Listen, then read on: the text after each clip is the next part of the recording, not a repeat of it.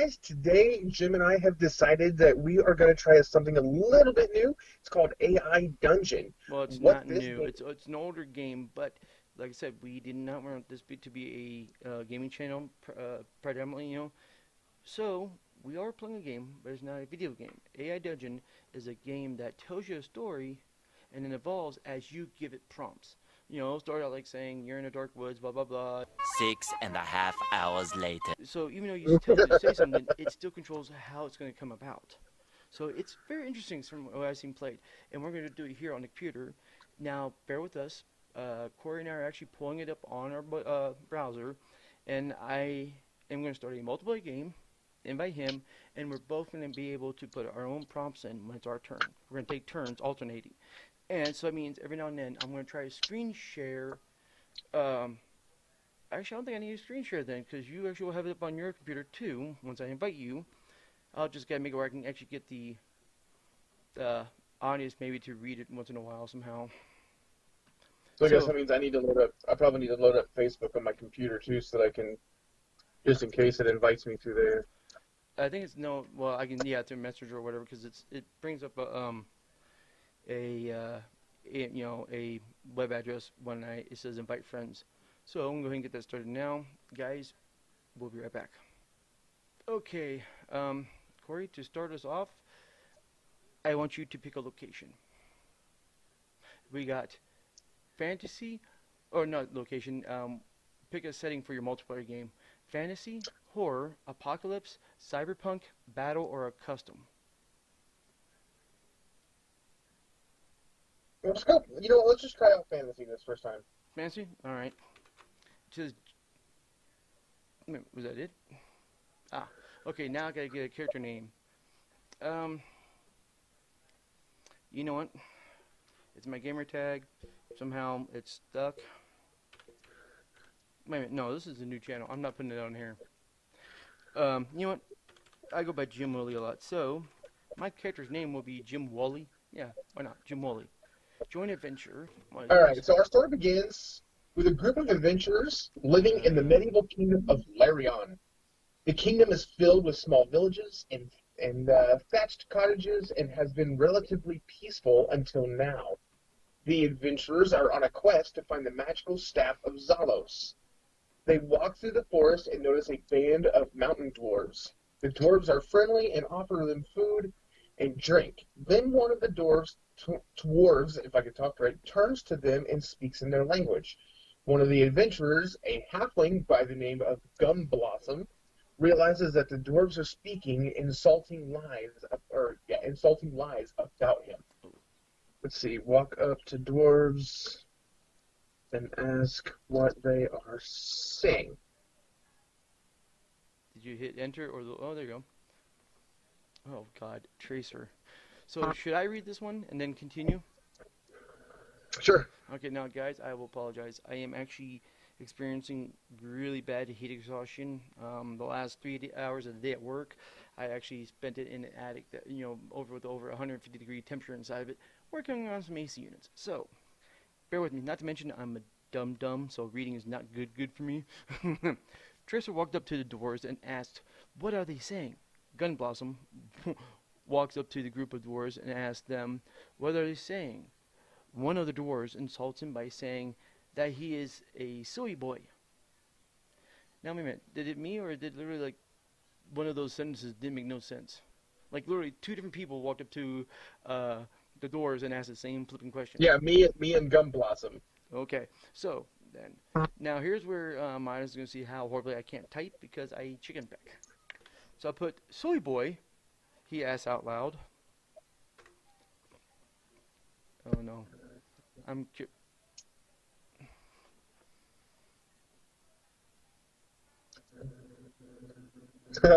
He's a penis.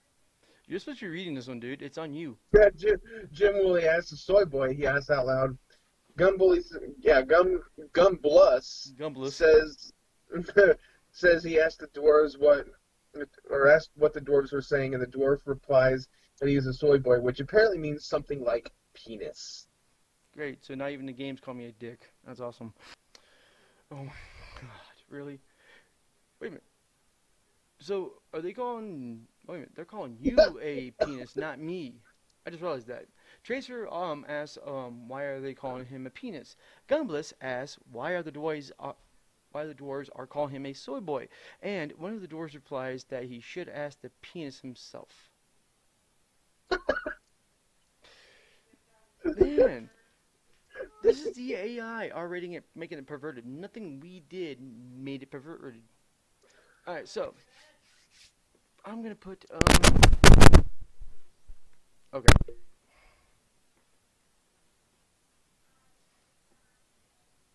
You gotta read it, Corey. It's your turn.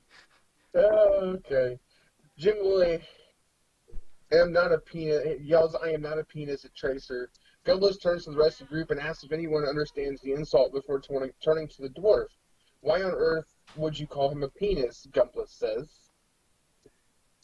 Now wait a minute. I'm confused. Who is calling who a penis, and who is thinking who is calling who a penis? I don't know. This shit just got turned around real quick. Yeah, I'm confused. I mean, it's not my storytelling that's making it confusing. It's the AI's own storytelling capabilities making me confused. Oh, for best results, use.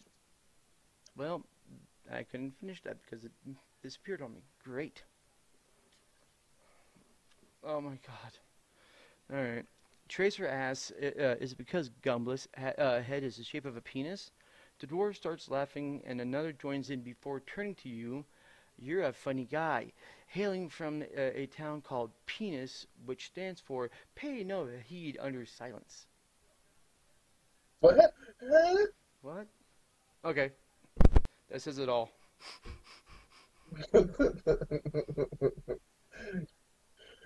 Jim Willie asks, "What?" The dwarf turns to you and continues. Your Hey, driver Corey, here hold on, needs a Corey. good laugh. Corey, it says Jim Wally because that means I'm saying that. That's what you know. That's why it says Okay. Tracer on when I read, and it says Jim Wally on when you read. It's because that's what I put, and it's going to continue it. So it's just that's not Jim Willie says or anything. It's Jim Willie typed out what, and then it continues the story.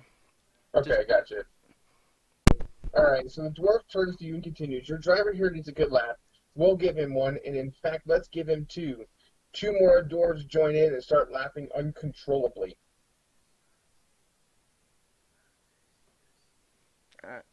okay. Wait a minute. Tracer asked Jim Willie. What? Okay, I'm confused still, but I'll continue on. Tracer asked Jim Woolley, did the doors breathe in laughing gas? Gumbus is starting to get angry and asks the doors if he can just tell him what he said. You know what? I'm changing it up.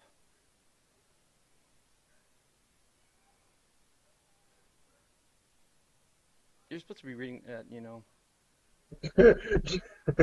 Jim Woolley types out and says, "Never mind. I'll just kick it. I'll just kick the dwarves in the dick." He asked you what you said. Now let me ask you this: if I asked you to kick one of your children in the genitals, would you do it?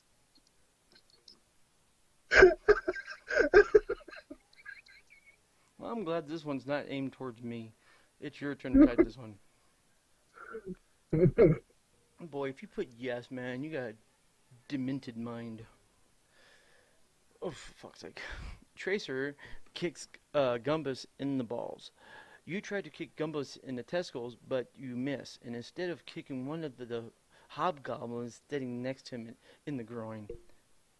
Okay, so but instead you miss and kick one of the hobgoblins standing next to him in the groin. Okay, where the hell are we? First we got dwarves in medieval time. Now we got a hobgoblin.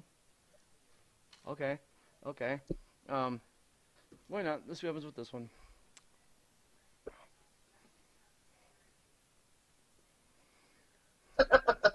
Jim Woolley sends the hobgoblin off to kick Spiderman in the balls instead.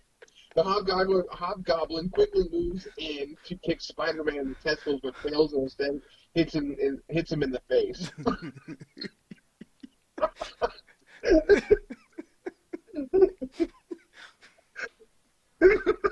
This is a really weird freaking story. I mean, we started at medieval times. all of a sudden being made fun of by dwarves, being called a soy boy, which means penis, and then we had to start kicking people in the head, and now we apparently try to kick Spider-Man and missed and kicked him in the face. Oh God. Okay.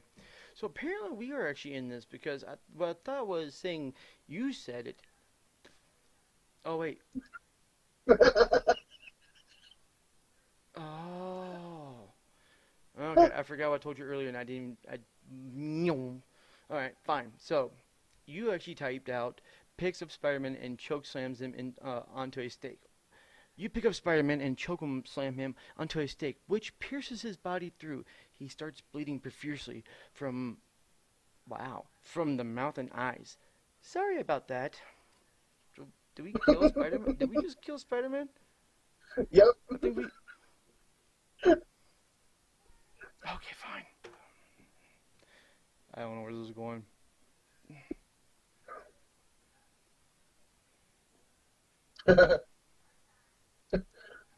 Jim Jimbo says, "You killed him," and then he yells, "You bastards!" like Kyle. So let's kill this dwarf, then we can eat. You pull out your sword and run at the laughing dwarf. The rest of the group follows suit. What? So is it like me and you, and then like the two, like Gumbus and And like the other one with us? yeah, Are so we going to go apparently, kill all the dwarves, or what's going on here?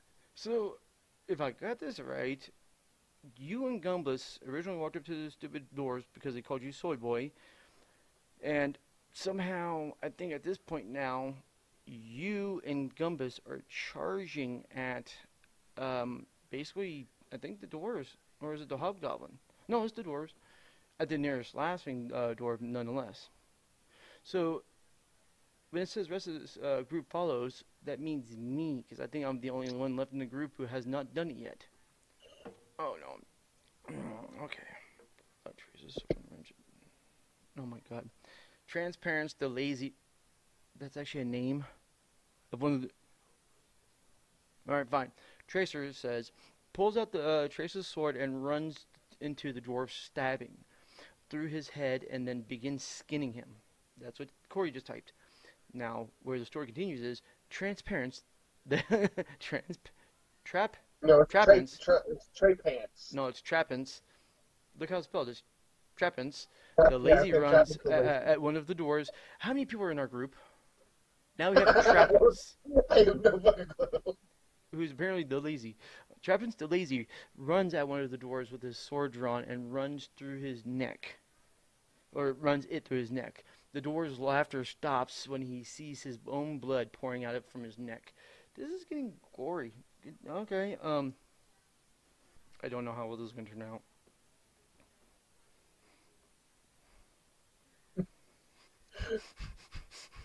Jim Woolley types out stating that he thinks the dwarf's blood is vodka. So the dwarf pours his own blood into his mouth and begins drinking it. He is laughing the entire time. What? Oh, we went demented within a second of that. What? I Like, made is this dwarf you. like, is he immortal? One of our guys stabbed him through the head. Through the Then neck, guys, through the neck. okay, through the neck. Then the dwarf stopped laughing and thought his own blood coming out of his neck was vodka and proceeded to pour it and then drink it. Yeah, and he's laughing the whole time it's happening. Okay, you might want to bring that back to the friendly side now, buddy. I made it go off the deep end real quick. The diving board broke and there's no lifeguard on duty, so hurry the fuck up. Throw a life preserver, man. This story's drowning. Okay, so Tracer types casts a fireball spell at the dwarf. Oh, good God. Okay. Trappins fails to notice the fireball rolling next to him and catches fire. He runs around screaming for help before the goblins kick him to death. So, the unknown member in our group named Trappist just died via burning and goblin kicking. How are we supposed to bring this back to the good side when it just keeps falling off the deep end? Come back to the shadows.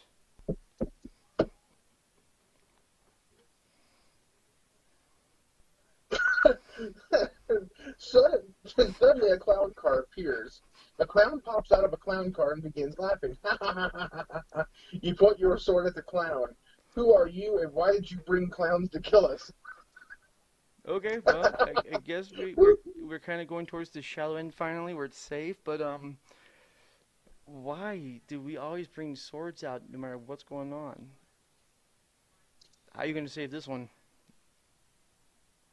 Oh, gee, really? Okay, fine. Tracer pours water on the clown, watching him melt. The clown continues laughing until he catches fire. He runs around the campfire, burning everyone, and is chased down and killed. I wanted it. Oh, I wanted it to come back to the shallow end where it's safe, but apparently what it was is we tossed out a life preserver to his drowning story, and then as he reaches for the life preserver, we're yanking like "fooled you, haha," and it's drowning again on in the deep end. This story ain't coming back, buddy. I don't think it is. So the clown then melts, but then catches on fire, runs around a campfire, and burning everyone, then is chased down and killed. Let's see if this saves it.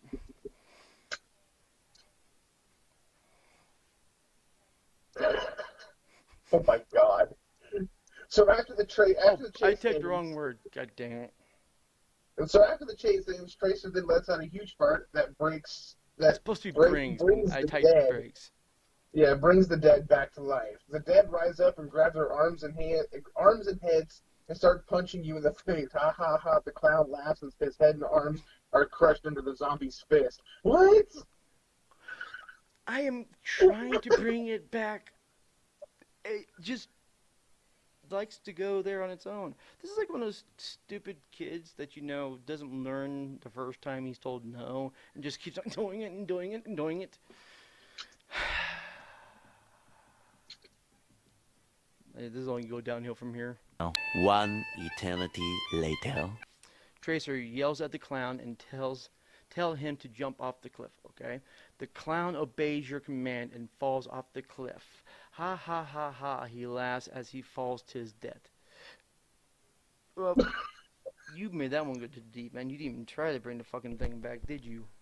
Fuck the clown. Okay, let's see what it does now. I'm just curious. Well, shit, says Jim Woolley. This one's a fucked up story. As he walks away. Well, that's one way of looking at it. Well, at least the story is willing to admit it's fucked up. Okay, give it a happy ending. Let's end this one here, because this is already turning out to be a half-hour long episode as it is, and then I have to edit it down to make the story sound plausible. Wow, I just realized, man, the damn thing made my sentence all jumbled up. Well, shit, says Jim Woolley. This is one fucked up story. Jim Woolley says as Jim Woolley walks away. So basically, is the AI talking about Jim Woolley in the third person, or is Jim Woolley talking about Jim Woolley in the third person? I don't know. Alright, whatever. Alright. Oh, gee. Tracer celebrates with fireworks and drinks. You sit down with the remaining survivors to discuss your next move.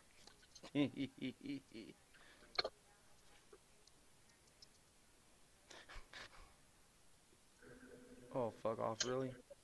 Okay. How about the end of the story? Says the dead trappings. There are stories within stories within stories within stories. That is a perfect note to end this episode because that's a WTF moment right there. Oh, Hang on. you're gonna continue it? Oh no. Hang on. I'm gonna see what it says. Okay. Well, Treasure says that's all there is. There isn't any more. Well, there is one more story, but I don't think think it counts. What of the story? The moral of the story. Shit. Shit. What?